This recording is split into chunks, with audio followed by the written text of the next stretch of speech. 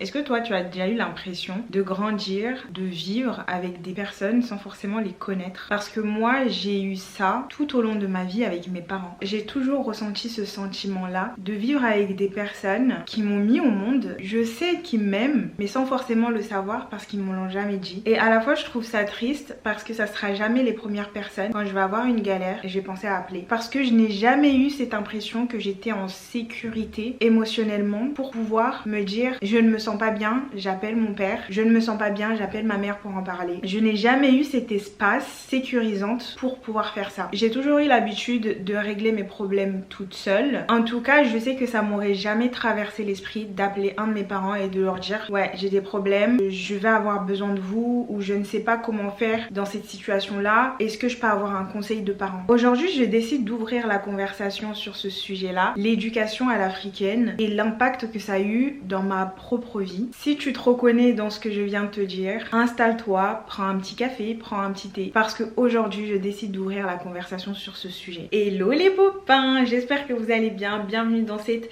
nouvelle vidéo. Pour ceux et celles qui ne me connaissent pas, je m'appelle Aïda. Sur cette chaîne, je documente ma vingtaine et je partage avec vous toutes les leçons que j'apprends dedans. Donc si ces sujets t'intéressent, n'hésite pas à t'abonner, activer la cloche de notification. Et donc je vous disais, j'ai longtemps cherché des excuses à mes parents pour tous les traumas qui m'ont transmis. Longtemps, je me suis dit ce n'est pas de leur faute, c'est des parents qui ont tout simplement répété les traumas qu'ils ont eu étant plus jeunes. Mes parents n'ont pas eu accès au même savoir que moi. En même temps, je suis en train de me dire, est-ce que tu as réellement besoin d'avoir accès à une certaine éducation pour comprendre comment aimer sainement une personne? Est-ce que justement, c'est pas la vie qui t'apprend ça? Je me suis dit, pourquoi avoir répété les mêmes traumatismes qui ont été désagréables sur toi, sur tes propres enfants? Pourquoi ne pas avoir travaillé à te dire justement on m'a pas donné l'amour que j'aurais voulu recevoir, et ben je vais faire en sorte que mes enfants se sentent différemment. Si tu sais à quel point ton enfance a été traumatisante, pourquoi tu t'es pas remise en question? Parce que je sais que dans mon environnement, chez les parents africains, c'est très rare la remise en question. C'est jamais de leur faute. Je viens à me demander si parfois mes parents se sont demandé est-ce que je suis un bon père ou est-ce que je suis une bonne mère. Je me suis demandé si ça leur arrive dans leur esprit de se poser ce genre de questions. Grandir dans une famille africaine, c'est avoir l'impression d'être redevable du fait que tu sois né. On te fait comprendre que tu dois dire merci, qu'on ne t'ait pas abandonné, que tu dois remercier tes parents de t'avoir nourri, de t'avoir protégé. Alors qu'en vrai, avoir un enfant, c'est la chose la plus égoïste au monde. Parce que moi, on m'a rien demandé avant de venir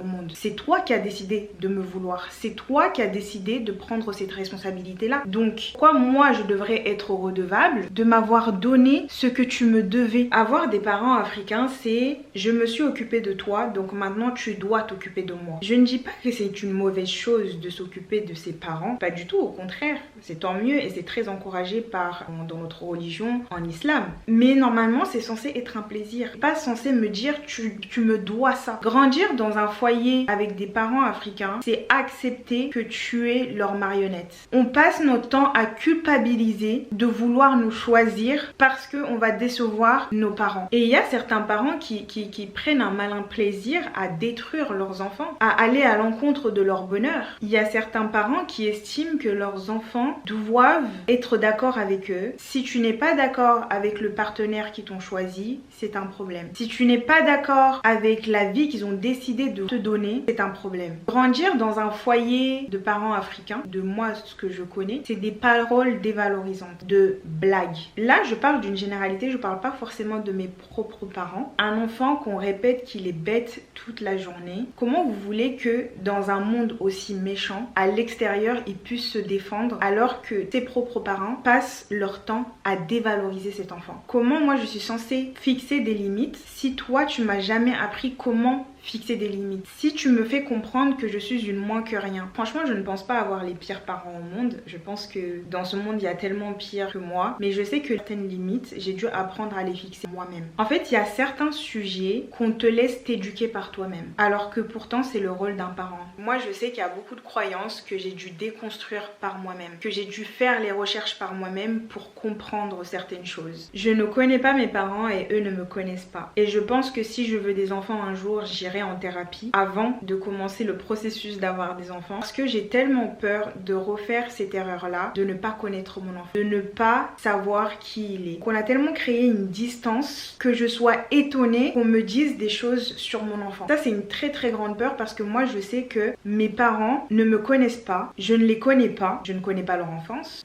Parce que chez nous, on ne parle pas de l'enfance, on ne parle pas de l'adolescence de nos parents. C'est bizarre de penser qu'un jour, ma mère a été adolescente. C'est bizarre de penser qu'un jour, mon père, il était adolescent. Ce qui fait que j'ai créé une espèce de déshumanisation parce qu'on ne parle pas de ces sujets-là. Moi, tout ce que je connais sur mon père, c'est les rumeurs. On dit souvent, par exemple, au village, ouais, ton père, c'était quelqu'un comme ça. Je sais même pas si c'est vrai ou faux parce que je n'ai jamais osé en parler à mon père parce qu'il n'a jamais créé cet espace où je pourrais lui poser des questions sur sa propre vie, sur comment il était enfant, sur ses erreurs dans l'adolescence, sur ce qu'il aurait aimé apprendre avant, sur les leçons que la vie lui a données. Je n'ai jamais vu mon père pleurer. Après, est-ce qu'on devrait voir un parent pleurer? Je ne sais pas, c'est autre chose, mais la première fois que j'ai vu un homme pleurer, j'ai trouvé ça extrêmement bizarre parce que je n'avais jamais vu ça de ma vie. Et je sais que c'est un contexte qui a été créé par la société dans laquelle il a grandi. Un homme ne pleure pas, un homme ne montre pas ses faiblesses, un homme ne montre pas qu'il a des défauts. Et le fait de déshumaniser autant mes parents, je sais que à un certain moment dans mes partenaires, j'ai répété exactement le même processus.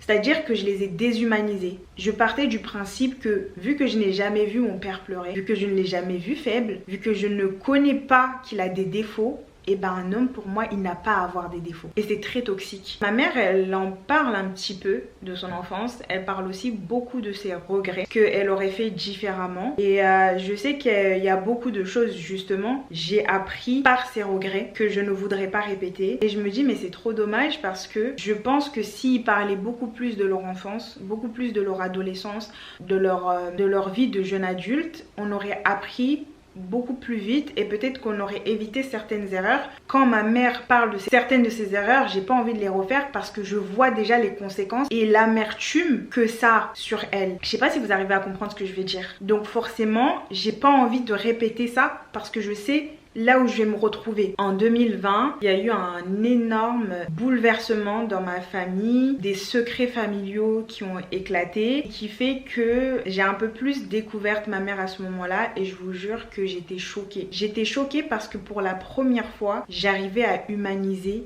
ma mère. Que je me suis dit, mais en fait finalement c'est juste une femme. C'est une femme qui a vécu ça dans sa vie. C'est une femme qui a eu ses propres épreuves. C'est une femme qui a ses propres traumas et qui fait qu'elle a certains comportements que peut-être qu'elle n'aurait pas eu si elle n'avait pas vécu ça, tu vois. Et je me suis dit, c'est triste d'en arriver là. C'est triste d'arriver à un énorme problème comme ça pour que j'apprenne un tout petit peu, genre même pas 5% de sa vie et que encore une fois j'arrive à l'excuser de certains comportements qu'elle a eu. Pour la première fois je voyais autant de vulnérabilité chez ma mère. Quand je dis je déshumanise ou que j'humanise mes parents, c'est pas dans le côté cruel, méchant, etc. Non, c'est plutôt vraiment dans le côté empathique. Avant, que je ne connaissais pas et je connais très peu leur vie, et ben j'avais ce truc là d'avoir une distance émotionnelle avec mes parents. Quand j'ai un petit peu appris sur sa vie de femme adolescente, et ben ça m'a permis d'avoir une certaine empathie que je n'avais jamais vécue auparavant. Quand tu grandis dans une famille africaine, la vulnérabilité est vue comme une faiblesse, pleurer est vu comme une faiblesse, la dépression c'est une faiblesse, c'est quelque chose qu'il faut cacher. Il y a une fausse pudeur autour de ces sujets-là, autour de beaucoup de sujets d'ailleurs, qui rend tout opaque. Tous les sujets de conversation deviennent opaques. Il y a une fois, ma mère, elle était tellement malade qu'on était hyper inquiète, etc. Et elle a dit une chose, c'est la première fois que je ressens que mes enfants m'aiment. Honnêtement, je suis un peu considérée comme le mouton noir de la famille. Je lui ai tout simplement dit, nous sommes le résultat de ce que tu as fait. Oui, et ça c'est quelque chose qui passe pour de l'insolence dans une famille africaine. Mais j'ai juste dit la vérité. Est-ce que toi, tu as déjà dit à un de tes enfants que tu l'aimes? Je n'ai jamais entendu de la bouche de mes parents me dire dire je t'aime. Si, une fois. Je l'ai entendu une fois par mon père et c'était au téléphone, j'étais dans l'avion, je prenais l'avion et il a dit je t'aime ma fille. C'était la première et la dernière fois, c'était peut-être en 2014 que j'avais entendu un je t'aime de mon père. Ma mère, je n'ai jamais entendu un je t'aime sortir de sa bouche. Vous savez, on peut se dire oui, mais les je t'aime ça peut se dire de différentes manières. C'est pas forcément le fait de le dire. Je sais potentiellement que ma mère elle m'aime par son comportement, parce que quand je suis malade elle est là, parce que je sais que ma douleur elle n'est pas insensible à ça, donc ça veut dire qu'elle m'aime quelque part, mais je ne l'ai jamais entendu dire je t'aime. Après, est-ce que c'est un problème pour moi? Maintenant je ne trouve rien de problématique, j'ai juste normalisé ces comportements là et je pense probablement que je n'entendrai jamais un je t'aime de ma mère de mon vivant, et malheureusement je suis ok avec ça parce que j'ai décidé d'apprendre à traduire la manière de se comporter avec moi, dire que c'est sa manière à elle de me dire je t'aime. Par exemple, quand elle m'appelle tous les matins pour savoir si je suis réveillée, c'est sa manière à elle de me dire je t'aime. Ou quand elle me dit passe une bonne journée, c'est sa manière à elle de me dire je t'aime. Ma manière à moi de lui dire je t'aime, c'est lui donner de l'argent. Justement, il y a cette fausse pudeur autour de l'amour que je me dis, on n'a jamais créé un environnement pour que je puisse dire ces mots-là à mes parents. Et on est tous en train de répéter exactement la même erreur. Mes soeurs et moi, on se dit pas je t'aime, mais on va se rendre des services. Et pour nous, ça veut dire je t'aime. Ma mère, je ne vais pas lui dire je t'aime, mais pour lui montrer que je l'aime, je vais lui envoyer de l'argent. Et je vais prendre de leurs nouvelles de temps en temps. C'est vraiment bizarre, hein, mais c'est comme ça que j'ai grandi. Et c'est ma normalité. Parlant d'argent, je trouve aussi que dans beaucoup de familles africaines, il y a cette redevabilité de la part des parents en mode normal aussi que tu me donnes de l'argent parce que je suis ta mère, parce que je suis ton père, je t'ai élevé donc tu me dois ça en retour. Je sais que par exemple mon père c'est pas quelqu'un qui va me demander forcément de l'argent, mais si je lui en donne il va pas dire merci, tu vois, parce que pour lui c'est normal que je lui en donne. Voilà. Et c'est pas pour les diaboliser, c'est juste ma normalité, vous voyez. Tout ça, ça a un impact sur ma vie en tant que femme, ça a eu un impact sur mon adolescence. Je sais que ça aura un impact aussi sur ma vie en tant que maman si demain je décide d'être mère. Personnellement, je sais que j'ai beaucoup de mal à dire je t'aime aux gens autour de moi parce que j'ai grandi avec cette pudeur du je t'aime. Quand tu grandis dans une famille africaine, on ne parle pas de sexualité parce qu'on part du principe que ça va t'inciter à le faire. D'ailleurs, j'ai déjà eu ce débat avec une amie qui disait ouais, moi j'aurais pas aimé que mes parents me parlent de sexualité, mais en fait je pense que tout dépend de l'angle que tu prends pour parler à ton enfant. Par exemple, moi j'ai déjà parlé de sexualité à mon neveu. Je veux m'expliquer. Je lui ai dit, c'est interdit, il n'y a personne qui doit toucher ce qu'il y a dans ton caleçon. À part ton père et ta mère quand ils sont en train de te laver, quand ils sont en train de te changer la couche, personne n'a droit de toucher ça. Si tu as envie que je sorte de la chambre pour que tu puisses t'habiller, tu as le droit, c'est ton intimité. La première fois que j'ai entendu parler de sexualité, c'était fin primaire, début collège. Et l'angle par lequel les professeurs ont pris, ils n'ont pas dit allez-y, faites-le. C'était une sensibilisation. Et sensibiliser ton enfant à la sexualité est différent de l'encourager à le faire. Par exemple, quand tu expliques à un enfant c'est quoi l'inceste, c'est le sensibiliser. Et ce qui est paradoxal, parce que j'entendais beaucoup ma mère prévenir mes soeurs de ne pas arriver avec une grossesse chez moi. Elle disait souvent, oui, si vous allez récupérer une grossesse, comptez pas sur moi pour avorter, parce que vous allez garder cet enfant, donc réfléchissez à 2 fois. Elle menaçait énormément mes soeurs sur le fait de ne pas ramener de grossesse, ne pas avoir un petit ami, etc. Mais elle ne prenait pas le temps d'expliquer le pourquoi on ne devrait pas avoir de grossesse. On ne veut pas parler de sexualité d'une manière saine, ce qui va créer qu'on sera obligé de parler de sexualité d'une manière toxique, horrible, parce qu'on va en parler dans des situations pas censées vivre, tu vois. La mère qui décide d'éviter de parler de sexualité à son enfant et qu'elle découvre qu'elle s'est fait V et qu'en plus de ça elle est enceinte, ou qu'elle a eu des rapports avec un garçon finalement et que vu que eux deux ne savent pas ce que c'est, ne sachant pas les conséquences qui vont avec dans l'adolescence, on arrive avec une grossesse, alors que si tu avais pris le temps d'expliquer le pourquoi c'est important de se protéger, important d'attendre, de patienter. Tu as une certaine foi, au lieu de dire c'est interdit, Dieu a interdit ça, tu vas aller en enfer si tu le fais. Et expliquer les avantages que la personne est là à ne pas le faire. Elle va pas le faire naturellement parce qu'elle connaît les conséquences. Par exemple, moi je sais que longtemps j'ai détesté l'islam parce que je pensais que c'était une religion d'interdiction. C'est-à-dire que j'ai appris l'islam par l'homme. La femme elle n'a pas le droit de faire ça. La femme elle n'a pas le droit de respirer. La femme elle n'a pas le droit de vivre, etc. Je me suis dit mais c'est quoi cette religion qui déteste autant les femmes? Parce que j'ai appris la religion via les enseignants, c'était des enseignants hommes. Et j'ai dû déconstruire tous ces sujets pour vraiment apprendre ce que c'est la religion. Et moi, si tu m'expliques pas le pourquoi la chose est interdite, je ne comprends pas, donc je fais ce que je veux. Quand j'ai commencé à apprendre la religion et que j'ai commencé à comprendre que c'est pour ton bien, pourquoi tu ne dois pas boire de l'alcool, parce que ça fait ça sur ton foie, parce que ça fait ceci, ça a telle conséquence à long terme, etc. Dieu me veut du bien. On peut parler de ces sujets dits tabous dans la communauté sans forcément sexualiser la chose, juste en parlant d'une manière neutre, à prévenir pour éviter d'avoir des conséquences néfastes, horribles et inchangeables. Il y a cette hypocrisie entre la religion et la coutume, parce que souvent on veut accuser la religion parce que l'islam a bon dos, alors qu'on parle de sexualité dans le Coran. Le prophète Mohammed sallallahu alayhi wa sallam parle de sexualité, on parle de l'intimité. Comment l'intimité doit se passer. Comment ça se fait qu'on a réussi à en faire un tabou, quelque chose qu'on récite quand on fait nos 5 prières. À la Mecque, à la mosquée, on parle de ces sujets-là. Alors pourquoi on a réussi à en faire un tabou? Grandir avec des parents africains, c'est comprendre que le regard des autres est plus important que n'importe quoi. Certains de nos parents sont prêts à nous sacrifier. Je sais qu'il y a beaucoup d'entre nous qui n'osent pas être qui ils sont, n'osent pas faire ce qu'elles ont envie de faire, de devenir, parce qu'elles ont peur des candidatons de leur famille.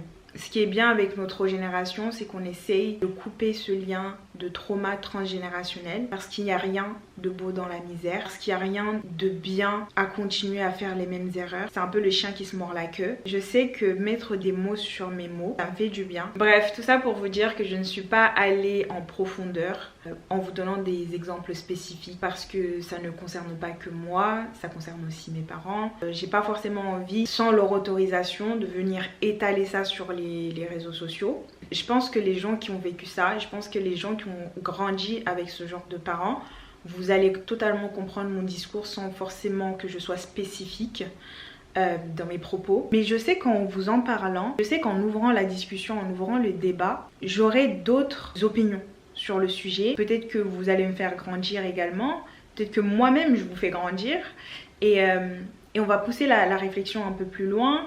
La discussion d'avoir des enfants à 27 ans, c'est quelque chose qui me fait peur. J'ai trop de bagages traumatiques qui fait que j'ai peur de continuer ce schéma. Je sais pertinemment qu'il y a des choses que je vais faire naturellement parce que je vais pas tout contrôler, mais il y a des choses, des schémas que j'ai envie de casser. Ça m'énerve que je dois faire le travail que mes parents ils ont pas fait. Et ce travail-là est difficile et je me dis, si moi je dois le faire, pourquoi eux ils n'ont pas pensé à le faire? Pourquoi eux ont préféré la facilité? Vous voyez, j'ai plein de questions comme ça. Je suis partagée entre le fait de vouloir leur trouver des excuses et le fait de me dire bah non en fait, parce que vous êtes quand même humain.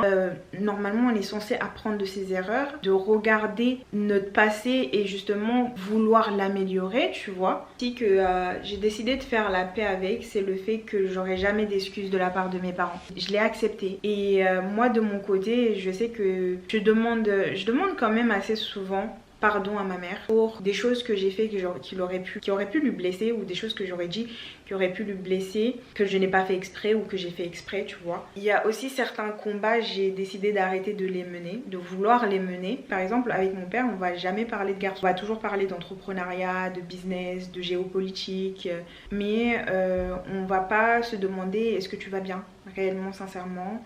Il n'y a pas vraiment de sujet profond sur nous-mêmes, donc il y a toujours cette relation à distance. Et avec ma mère, ça va être sur la pluie, le beau temps, ses petits-enfants, etc. Donc vous voyez, c'est des sujets assez superficiels, que c'est le genre de relation que j'ai développé avec mes parents. Et je sais que je dois travailler dessus pour justement éviter de ramener mes traumas dans un couple, ou de recommencer ça si un jour j'ai envie d'avoir des enfants. Et moi j'ai envie justement d'être parmi ceux qui décident de arracher le pansement et de nettoyer la plaie, même si c'est difficile, même si c'est douloureux, même si c'est compliqué. Il est important que je le fasse, surtout si je veux avoir des enfants, et surtout si je veux pas être toxique dans ma prochaine relation comme je l'ai été dans ma précédente relation. Donc voilà, j'ouvre la conversation, je t'attends en commentaire à venir me parler de toi, ton expérience avec tes parents, comment tu as grandi, ouvrir le sujet tout simplement et en discuter. Et je sais qu'en mettant des mots sur mes mots permet d'être lucide sur la situation, de me dire bon ok, bah maintenant on fait quoi, tu vois. Sur ce, moi je te laisse, je te dis à la semaine prochaine et je te fais des gros bisous.